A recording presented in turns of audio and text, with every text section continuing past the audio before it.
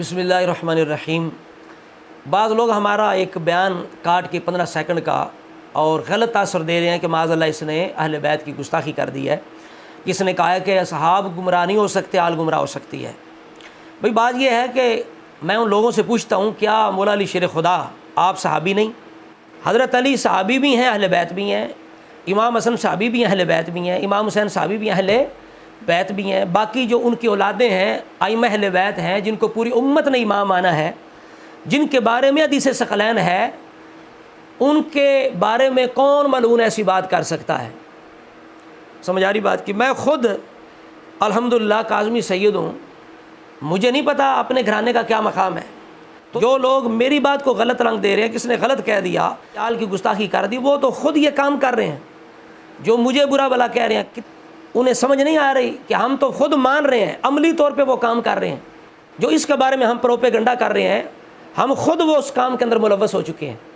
تو لہٰذا یہی ہم سمجھانا چاہتے ہیں کہ جو آج کی اولاد ہے اس کی کوئی گارنٹی نہیں ہے کہ بھئی یہ صحابہ رسول گمراہ نہیں ہو سکتے، اولاد رسول گمراہ ہو سکتی ہے۔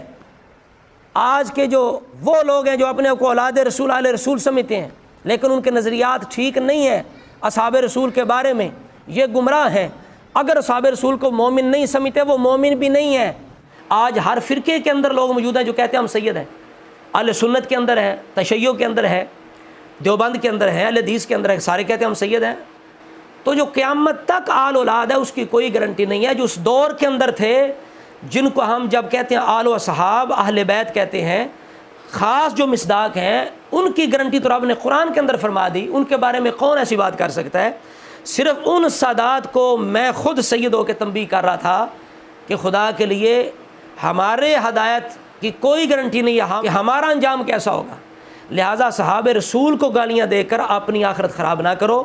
جو صحابہ رسول کو گالیاں دے گا وہ گمراہ ہے، اور اگر کسی صحابی کو مومن نہیں مانتا تو اس کا اپنا ایمان کیسے رہ سکتا ہے؟ بس اتنی بات ہم سمجھا رہے تھے۔ اگر اتنی بھی بات کسی کے سمجھ میں نہ آئے تو پھر اللہ تعالیٰ سے دعا کرتے ہیں اللہ تعالیٰ اسے ہدایت عطا فرمائے۔ اللہ رب العزت ہم سب کو حضور کی آل صحاب کی سچی غلامی نصیب فرمائے اور ہر طرح کی بے ادبی سے محفوظ فرمائے۔ السلام علیکم ورحمۃ اللہ وبرکاتہ۔